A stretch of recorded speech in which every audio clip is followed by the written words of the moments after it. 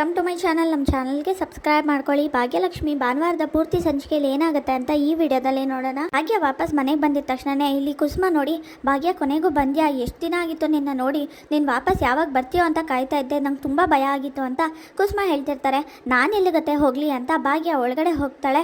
ಹಾಗೆ ಅತ್ತೆ ನಾನು ಏನು ಮಾತಾಡೋಕ್ಕಾಗಲ್ಲ ಈಗ ಅಂತ ಹಾಗೆ ಒಳಗಡೆ ಹೊಟ್ಟೋಗಿದ ತಕ್ಷಣ ಇದೇನಿದು ಇವಳು ಏನು ಮಾತಾಡದೆ ಹಾಗೆ ಹೊಟ್ಟೋದ್ಲಲ್ಲ, ನಂಗೆ ಯಾಕೋ ಭಯ ಆಗ್ತಿದೆ, ಇವಳು ಯಾವತ್ತೂ ಈ ಥರ ಮಾಡ್ದವಳಲ್ಲ, ಆದರೆ ಇವತ್ತು ಏನು ಮಾತಾಡ್ದೆ ಈ ಥರ ಒಳಗಡೆ ಹೊಟ್ಟೋದ್ಲು, ನನ್ನ ಮಾತುಗೂ ಬೆಲೆ ಕೊಡಲಿಲ್ಲ ಅಂದರೆ ಏನೋ ಆಗಿದೆ ಅಂತ ಟೆನ್ಷನ್ ಮಾಡ್ಕೊಂಡಿರ್ತಾರೆ ಕುಸುಮ. ಹಾಗೆಲ್ಲ ಏನೂ ಇಲ್ಲ, ಅದೇ ಸುಸ್ತಾಗಿ ಬಂದಿದ್ದಾಳಲ್ಲ ಕೆಲಸ ಮುಗಿಸ್ಕೊಂಡು, ಅದಕ್ಕೆ ಫ್ರೆಶ್ ಆಗಕ್ಕೆ ಹೋಗಿರಬೇಕು, ಸುಮ್ಮನೆ ಇರು ಅಂತ ಧರ್ಮ ಹೇಳ್ತಾ ಇರ್ತಾರೆ. ಆದರೂ ಕೂಡ ಯಾಕೋ ಭಯ ಆಗ್ತಿದೆ ಅಂತ ಕುಸುಮ ಹೇಳ್ತಿರ್ತಾರೆ.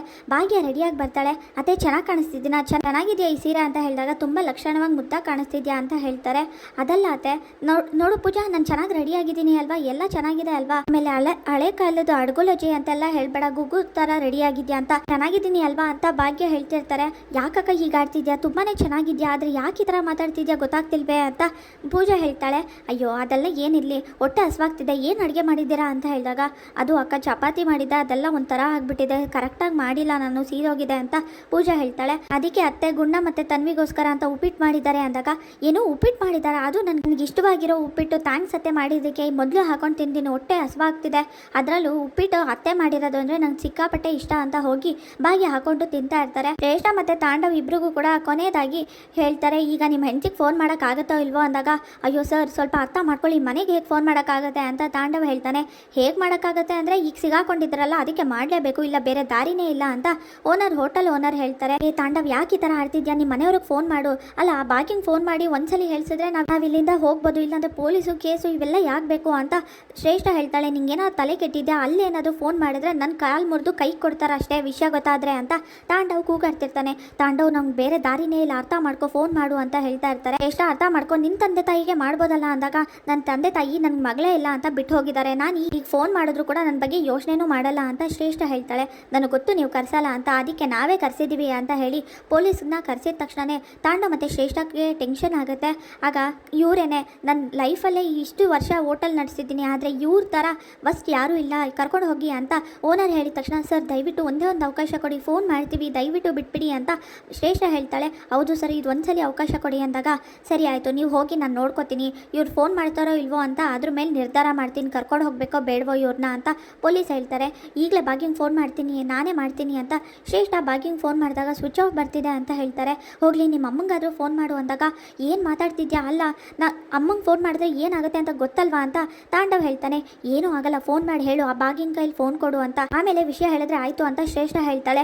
ಯೋಚನೆ ಮಾಡು ತಾಂಡವ್, ನನಗೇನೋ ಏನೂ ಇಲ್ಲ, ಅಪ್ಪ ಅಮ್ಮ ಬೇಡ ಅಂತ ಹೋಗಿದ್ದಾರೆ, ಇನ್ನು ನಿನಗೆ ಆಫೀಸು, ಮನೆ, ಮಕ್ಕಳು ಮತ್ತು ಹೆಂಡತಿ, ಮನೆಯವ್ರು ಎಲ್ಲರೂ ಇದ್ದಾರೆ, ಎಲ್ಲರೂ ಮುಂದೆ ಅವಮಾನ ಆಗುತ್ತೆ, ಎಲ್ಲದನ್ನು ಕಳ್ಕೊಬಿಡ್ತೀಯಾ ಅಂತ ತಾಂಡವ್ ಹತ್ರ ಶ್ರೇಷ್ಠ ಹೇಳಿದ ತಕ್ಷಣವೇ ಸರಿ ಆಯಿತು ಇರು ಮಾಡ್ತೀನಿ ಅಂತ ಕುಸುಮಾಗೆ ಫೋನ್ ಮಾಡ್ತಿರ್ತಾನೆ ತಾಂಡವ್. ಹಾಗೆ ಉಪ್ಪಿಟ್ಟು ತಿಂತ ಜೋರಾಗಿ ಮೊಸರು ಹಾಕೊಂಡು ತಿಂತಾ ಇದ್ರೆ ಉಪ್ಪಿಟ್ಟನ್ನ ಏನು ಚೆನ್ನಾಗಿರುತ್ತೆ ಗೊತ್ತಾ, ನನಗಂತೂ ತುಂಬ ಇಷ್ಟ ಅಂತ ತಿಂತಾ ಇರ್ತಾಳೆ. ಏನ್ರಿ ಇವಳು ಈ ಥರ ಆಡ್ತಿದ್ದಾಳೆ, ಈ ಥರ ಯಾವತ್ತೂ ಇವಳು ಊಟ ಮಾಡಿದವಳೆ ಅಲ್ಲ ಅಂತಂದ್ರಲ್ಲಿ ಇವತ್ತು ಈ ಥರ ವಿಚಿತ್ರವಾಗಿ ಆಡ್ತಿದ್ದಾಳೆ ಅಂತ ಮಾತಾಡ್ತಿರ್ತಾರೆ. ಕುಸುಮ ಹೊರಗಡೆಯಿಂದ ಬಂದಿದ್ದಾಳೆ, ಅಲ್ಲಿ ಊಟ ಸೆಟ್ ಆಯಿತೋ ಇಲ್ವೋ, ಅದಕ್ಕೆ ಹಸಿವಿನಿಂದ ಹೀಗೆ ತಿಂತಿದ್ದಾಳೆ, ಅದಕ್ಕೆ ಏನೇನೋ ಅನ್ಕೋಬೇಡ, ಸುಮ್ಮನೆ ಇರು ಕುಸುಮ ಅಂದಾಗ, ಭಾಗ್ಯ ನಿಧಾನಕ್ಕೆ ತಿನ್ನೆ, ಯಾಕೆ ಈ ಥರ ಮಾಡ್ತಿದ್ಯಾ ಅಂದಾಗ, ಅಯ್ಯೋ ಅತ್ತೆ ಹೊಟ್ಟೆ ಆಗ್ತಿದೆ ಅದಕ್ಕೆ ಈ ಥರ ತಿಂತಾ ಇರೋದು ಬಿಡಿ, ಆದರೂ ಕೂಡ ನಿಜವಾಗ್ಲೂ ಖುಷಿ ಆಗ್ತಿದೆ, ಇವತ್ತು ಹೊಟ್ಟೆ ತುಂಬ ತೃಪ್ತಿಯಾಗಿ ಊಟ ಮಾಡ್ತೀನಿ ಅಂತ ತಿಂತಾ ಇರ್ತಾಳೆ. ಏನಾಯಿತು ಇವಳಿಗೆ, ಯಾಕೆ ಈಗ ಆಡ್ತಿದ್ದಾಳೆ ಅಂತ ಪೂಜಾ ಹೇಳಿದಾಗ, ಅದೇ ನನಗೂ ಗೊತ್ತಾಗ್ತಿಲ್ಲ, ನನ್ನನ್ನೇನಾದ್ರು ಇನ್ಸ್ಪಿರೇಷನ್ ಆಗಿ ತೊಗೊಬಿಟ್ಲಾ ಅಂತ ಯೋಚನೆ ಮಾಡ್ತಿದ್ದೀನಿ ಅಂತ ಸುಂದ್ರಿ ಹೇಳ್ತಾರೆ. ನಾನು ತಿನ್ನೋ ಥರನೇ ಭಾಗ್ಯ ತಿಂತಿದ್ದಾಳೆ, ಯಾವತ್ತೂ ಇಲ್ಲಿಗೆ ಬಂದಾಗಿಂದ ಈ ಥರ ಮಾಡಿಲ್ಲ ಅಂತ ಮಾತಾಡ್ಕೊತಾ ಇರ್ತಾರೆ. ಆದರೂ ಕೂಡ ಮೊಸರು ಜೊತೆ ತಿನ್ನೋದೇ ಉಪ್ಪಿಟ್ಟು ಬೇರೆ ಎಷ್ಟು ಚೆನ್ನಾಗಿರುತ್ತೆ, ಮೊಸರು ಖಾಲಿ ಆಯ್ತಲ್ಲ ಅಂತ ತೊಗೊಳಕ್ಕೆ ಹೋಗ್ತಿರ್ತಾಳೆ. ಭಾಗ್ಯ ನಿಂತ್ಕೊಳ್ಳಿ, ಯಾಕೆ ಈಗ ಆಡ್ತಿದ್ಯಾ ಅಂತ ಕುಸುಮ ಹೇಳಿದಾಗ, ಆಗ ನೋಡ್ರಿ ಅವಳು ಯಾವತ್ತಾದರೂ ನನ್ನ ಮಾತನ್ನು ಕೇಳಿಸ್ಕೊಳ್ದೆ ಹೋಗಿದ್ದಾಳ, ಇವತ್ತು ನೋಡಿ ಏನು ಮಾತಾಡಿದ್ರು ಕೂಡ ಕೇಳಿಸ್ಕೊಳ್ದೆ ಅವಳು ಪಾಡಿಗೆ ಅವಳು ಇದ್ದಾಳೆ, ಅವಳು ಲೋಕದಲ್ಲೇ ಇದ್ದಾಳೆ, ವಿಚಿತ್ರವಾಗಿ ಆಡ್ತಿದ್ದಾಳೆ ಅಂತ ಅನ್ನಿಸ್ತಿಲ್ವಾ, ಏನೋ ಆಗಿದೆ, ಭಯ ಆಗ್ತಿದೆ ನನಗೆ ಅಂತ ಕುಸುಮ ಹೇಳ್ತಾರೆ. ಆಗ ಹಾಗೆಲ್ಲ ಏನೂ ಇಲ್ಲ, ನೀನೇನೇನೋ ಯೋಚನೆ ಮಾಡಬೇಡ, ಸುಮ್ಮನೆ ಇರೋ, ಅವಳು ಮೊದಲು ಊಟ ಮಾಡಲಿ, ಮಗಳೇ ನೀನು ಮೊದಲು ಊಟ ಮಾಡು, ಆರಾಮಾಗಿ ಊಟ ಮಾಡಿ ಆಮೇಲೆ ಮಾತಾಡೋಣ ಅಂತ ಧರ್ಮ ಹೇಳ್ತಾರೆ. ಆಗ ಭಾಗ್ಯ ಊಟ ಮಾಡ್ತಿರ್ತಾಳೆ. ಅಷ್ಟರಲ್ಲಿ ಇಲ್ಲಿ ತಾಂಡವ್ ಫೋನ್ ಮಾಡ್ತಾನೆ. ಹಲೋ ಅಮ್ಮ, ಭಾಗ್ಯ ಎಲ್ಲಿ ಅಂದಾಗ, ಏನಪ್ಪ ರಾಜ ಈಗ ಮನೆ ನೆನಪಾಯ್ತಾ ನಿನಗೆ ಅಂತ ಕುಸುಮ ಹೇಳ್ತಾರೆ. ಅದಾಗಲ್ಲ ಅಮ್ಮ, ಭಾಗ್ಯ ಎಲ್ಲಿ, ಅವಳು ಫೋನ್ ಸ್ವಿಚ್ ಆಫ್ ಆಗಿದೆ, ಫೋನ್ ಮಾಡ್ತಿದ್ದೀನಿ ಅಂತ ತಾಂಡವ್ ಹೇಳ್ತಾನೆ. ಓ ಭಾಗ್ಯನ ಕೇಳ್ಕೊಂಡು ಮಾಡಿದ್ದಾನೆ ಅಂದಮೇಲೆ ಅವರಿಬ್ಬರು ಹತ್ರ ಆಗ್ತಿದ್ದಾರೆ, ನಿಜವಾಗ್ಲೂ ಅವರಿಬ್ಬರು ಸರಿ ಹೋಗ್ತಿದ್ದಾರೆ, ಸಂಬಂಧ ಎಲ್ಲ ಸರಿ ಹೋಗುತ್ತೆ ಅಂತ ತುಂಬಾ ಖುಷಿ ಆಗ್ತಾರೆ. ಅವಳ ಇಲ್ಲೇ ಇದ್ದಾಳೆ, ಊಟ ಮಾಡ್ತಿದ್ದಾಳೆ, ಯಾಕೋ ಅಂತ ಕುಸುಮ ಕೇಳ್ತಾರೆ. ಇಲ್ಲಮ್ಮ, ಸ್ವಲ್ಪ ಅವಳ ಹತ್ರ ಮಾತಾಡಬೇಕಿತ್ತು, ಅದಕ್ಕೆ ಅವಳಿಗೆ ಫೋನ್ ಕೊಡು ಅಂತ ತಾಂಡವ್ ಹೇಳ್ತಾನೆ. ಇನ್ನು ಅವಳ ಹತ್ರ ಮಾತಾಡ್ಬೇಕು ಮಾತಾಡಬೇಕಾ, ಅಂಥದ್ದೇನೋ ಮಾತಾಡಬೇಕು ಅಂತ ಇಲ್ಲಿ ಕುಸುಮ ಕೇಳ್ತಾರೆ. ಅಯ್ಯೋ ಅದೆಲ್ಲ ಏನೂ ಇಲ್ಲ ಅಮ್ಮ, ನಿನ್ನ ಹತ್ರ ಯಾಕೆ ಹೇಳಬೇಕು, ನಾನು ಭಾಗ್ಯನ ಹತ್ರನೇ ಹೇಳ್ತೀನಿ, ಅವಳಿಗೆ ಫೋನ್ ಕೊಡು ಅಂತ ತಾಂಡವ್ ಹೇಳಿದಾಗ, ಓ ನಾಳೆ ಮದುವೆ ಆಗಿರೋ ದಿನ ಅಲ್ವಾ, ಅದಕ್ಕೆ ಈ ಥರ ಮಾತಾಡ್ತಿದ್ದಾನೆ ಅನಿಸುತ್ತೆ, ಭಾಗ್ಯಂಗೆ ಏನೋ ಸರ್ಪ್ರೈಸ್ ಕೊಡ್ತಾನೆ ಅನಿಸುತ್ತೆ, ಅದಕ್ಕೆ ನನ್ನ ಹತ್ರ ಹೇಳ್ತಾ ಇಲ್ಲ ಕಳ್ಳ, ಯಾವಾಗಲೂ ಹೀಗೆ ಇರಲಿ ಇವರಿಬ್ರು ಅಂತ ಅಂದ್ಕೊಂಡು, ಭಾಗ್ಯ ನಿನ್ನ ಹತ್ರ ಏನೋ ಮಾತಾಡಬೇಕಂತೆ, ತಾಂಡವ್ ಫೋನ್ ಮಾಡಿದಂತ ತಗೋ ಅಂದಿದ ತಕ್ಷಣವೇ, ಏನು ಅವ್ರು ಫೋನ್ ಮಾಡಿದಾರಾ, ಅವ್ರ ಕೆಲಸ ಎಲ್ಲ ಮುಗಿದ ಮೇಲೆ ಫೋನ್ ಮಾಡಲೇಬೇಕು, ಅವ್ರು ಫೋನ್ ಮಾಡಿದ್ಮೇಲೆ ನಾನು ತೆಗೆದು ಮಾತಾಡಲೇಬೇಕಲ್ವಾ, ಅದು ಹೆಂಡತಿ ಕರ್ತವ್ಯ ಅಲ್ವಾ, ಗಂಡ ಫೋನ್ ಮಾಡಿದ್ದಾನೆ ಅಂದಮೇಲೆ ಮಾತಾಡದೆ ಇರೋಕ್ಕಾಗತ್ತಾ, ಕೊಡಿ ಅತ್ತೆ ಕೊಡಿ ಅಂತ ಕೈ ತೊಳ್ಕೊಂಡು ಊಟದಿಂದ ಅರ್ಧಕ್ಕೆ ಬಿಟ್ಟು, ಹಲೋ ಹೇಳ್ರಿ ಏನು ವಿಷಯ ಅಂತ ಭಾಗ್ಯ ಕೇಳ್ತಾಳೆ. ಹಲೋ ಭಾಗ್ಯ ಏನು ಮಾಡ್ತಿದ್ಯಾ ನೀನು ಅಂದಾಗ, ಮನೇಲಿದ್ದೀನಿ, ಯಾಕ್ರಿ ಏನಾಯಿತು ಅಂತ ಭಾಗ್ಯ ಕೇಳ್ತಾಳೆ. ಅದು ನಾನೊಂದು ತೊಂದರೆಗೆ ಸಿಗಾಕೊಂಡಿದ್ದೀನಿ, ಅರ್ಜೆಂಟಾಗಿ ನಿನ್ನ ಸಹಾಯ ಬೇಕು, ನಾನು ಹೇಳಿರೋ ಜಾಗಕ್ಕೆ ಬರ್ತೀಯಾ ಅಂತ ತಾಂಡವ್ ಹೇಳ್ತಾನೆ. ಏನು ಸಮಸ್ಯೆನಾ, ಏನದು, ಏನು ವಿಷಯ ಅಂತ ಭಾಗ್ಯ ಕೇಳ್ತಾಳೆ. ಅಯ್ಯೋ ಅದನ್ನೆಲ್ಲ ಬಿಡಿಸಿ ಫೋನಲ್ಲಿ ಹೇಳೋಕ್ಕಾಗಲ್ಲ, ನಿನ್ಗೇನೋ ಹೇಳಬೇಕು ಅರ್ಜೆಂಟಾಗಿ, ಬೇಗ ಬಾ ನಾನು ಹೇಳಿರೋ ಜಾಗಕ್ಕೆ ಅಂತ ತಾಂಡವ್ ಹೇಳ್ತಾನೆ.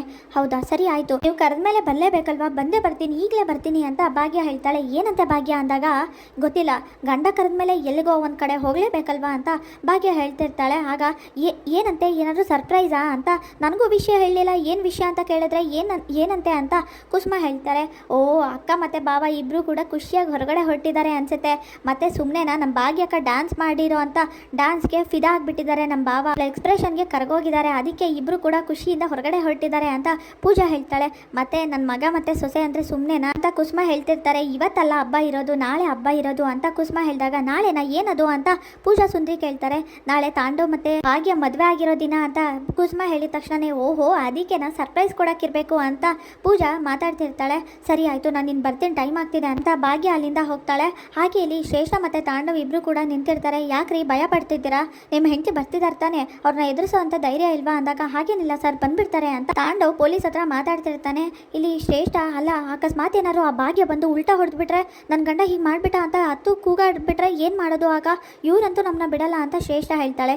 ಏನು ಆಗೋಗು ನನ್ನ ಮುಂದೆ ನಿಂತ್ಕೊಂಡು ಜೋರಾಗಿ ಮಾತಾಡೋದು, ಹಾಗೆ ಮಾಡಿದ್ರು ಹೀಗೆ ಮಾಡಿದ್ರು ಮೋಸ ಮಾಡಿದ್ರು ಅಂತ ಹೇಳೋದ, ಸಾಧ್ಯನೇ ಇಲ್ಲ, ಯಾಕಂದರೆ ನಾನು ಹೇಳ್ದಂಗೆ ಅವಳೆಲ್ಲನೂ ಕೇಳ್ತಾಳೆ. ಜೊತೆ ಎಷ್ಟು ಸಲ ನಾವಿಬ್ರು ಈ ಥರ ಸಿಗಾಕೊಂಡಿಲ್ಲ, ಈ ಥರ ಸಿಗಾಕೊಂಡಾಗೆಲ್ಲ ಎಷ್ಟು ಕತೆ ಕಟ್ಟಿಲ್ಲ ನಾನು, ಅದನ್ನೆಲ್ಲ ಆ ಗುಗ್ಗು ನಂಬ್ಕೊಂಡಿಲ್ಲ, ಸುಮ್ಮನೆ ಇರು ನೀನು ಆರಾಮಾಗಿ, ಅವಳು ಬಂದಿದ ತಕ್ಷಣ ಹೇಗೆ ಅವಳ ಹತ್ರ ಮಾತಾಡಬೇಕು, ಹಾಗೆ ಹೇಗೆ ನಂಬಿಸ್ಬೇಕು ಅಂತ ನಂಗೆ ಚೆನ್ನಾಗಿ ಗೊತ್ತಿದೆ, ನನ್ನ ಮುಂದೆ ಒಂದೇ ಒಂದು ಪದ ಕೂಡ ಬಾಯಿ ಧ್ವನಿ ಎತ್ತಿ ಮಾತಾಡೋದಿಲ್ಲ, ಅಂಥದ್ರಲ್ಲಿ ಇವಳು ಹೇಳಿದ್ನೆಲ್ಲ ಕೇಳ್ಬಿಟ್ಟು ನನಗೆ ಬೈತಾಳ, ಸಾಧ್ಯನೇ ಇಲ್ಲ, ನಾನು ಹೇಳೋದನ್ನ ಹೇಗೆ ನಂಬ್ಕೋತಾರೆ ನೋಡ್ತಾ ಇರೋ, ಬರಲಿ ಮಾತಾಡ್ತೀನಿ ಅಂತ ತಾಂಡವ್ ಹೇಳ್ತಾನೆ. ಆಗ ಸತ್ಯ ಹೇಗೋ ಇಲ್ಲಿಂದ ಹೋದರೆ ಸಾಕು, ಆ ಪಾರ್ಕಿಂಗ್ಗೆ ಏನು ಗೊತ್ತಾಗದೇ ಇದ್ರೆ ಸಾಕು ಅಂತ ಶ್ರೇಷ್ಠ ಹೇಳ್ತಿರ್ತಾಳೆ. ಅಷ್ಟರಲ್ಲಿ ಭಾಗ್ಯ ಅದೇ ಹೋಟೆಲ್ಗೆ ಬರ್ತಾಳೆ. ಬಂದು ನಿಂತ್ಕೊಂಡಿದ ತಕ್ಷಣನೇ ತಾಂಡವ್ ಮತ್ತು ಶ್ರೇಷ್ಠ ಇಬ್ಬರು ಕೂಡ ಟೆನ್ಷನ್ ಮಾಡ್ಕೋತಾ ಇರ್ತಾರೆ. ಏನು ಕರ್ಸಿದ್ದು ನನ್ನ ಅಂದಾಗ, ಅದನ್ನು ನಾವೇ ಹೇಳ್ತೀವಿ ಅಂತ ಇನ್ಸ್ಪೆಕ್ಟರ್ ಹೇಳ್ತಾರೆ. ಇದೇನಿದು ಇವ್ರ ಜೊತೆ ನೀವೆಲ್ಲ ಇದ್ದೀರಾ, ಏನಾಯಿತು ಸರ್ ಅಂತ ಇನ್ಸ್ಪೆಕ್ಟರ್ನ ಕೇಳ್ತಿರ್ತಾಳೆ ಭಾಗ್ಯ. ಗೊತ್ತಾಗುತ್ತೆ ಇರಿ ಅಮ್ಮ, ನಿಮ್ಗೆ ದೊಡ್ಡ ಮೋಸ ಆಗ್ತಿದೆ ಅಂತ ಇನ್ಸ್ಪೆಕ್ಟರ್ ಹೇಳ್ತಾ ಇರ್ತಾರೆ. ಇಲ್ಲಿಗೆ ಭಾನುವಾರದ ಪೂರ್ತಿ ಸಂಚಿಕೆ ವಿಡಿಯೋ ಮುಕ್ತಾಯವಾಗಿದೆ. ಈ ವಿಡಿಯೋ ಇಷ್ಟವಾಗಿದೆ ಲೈಕ್ ಮಾಡಿ, ಶೇರ್ ಮಾಡಿ, ಕಮೆಂಟ್ ಮಾಡಿ, ಹಾಗೆ ಸಬ್ಸ್ಕ್ರೈಬ್ ಮಾಡಿ.